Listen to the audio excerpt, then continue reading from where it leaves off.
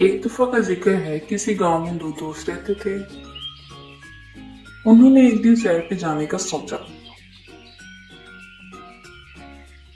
और एक जंगल जाने के लिए रवाना हो गए। जंगल बहुत ही घना था और दोनों दोस्तों को पता था कि ये जंगल खतरनाक है और कभी भी कुछ भी हो सकता है। इसलिए उन्होंने साथ रहने का फैसला किया और कहा कि हम एक दूसरे की मदद करेंगे। अचानक उन्होंने देखा कि एक बड़ा रीछ इनके करीब आ रहा है।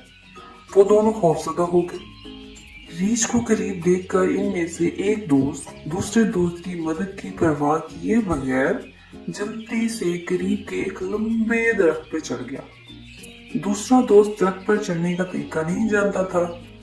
जल्दी इसने अपनी आंखें और सांस बंद की और जमीन पर लेट गया, जैसे वो जिंदा ही नहीं था।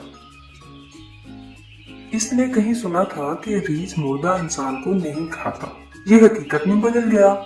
रीछ इसके करीब आया और इसके कान और सर के गिर्द सूंघ कर चला गया, ये सोचकर कि लड़का मर गया है।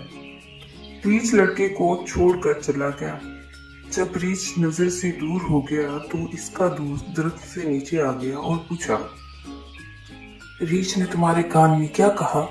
दूसरे दोस्त ने जवाब दिया, रीछ ने मुझे खबरदार किया है कि इन दोस्तों के साथ ना रहे जो खतरे की हालत में अपने दोस्त को तन्हा छोड़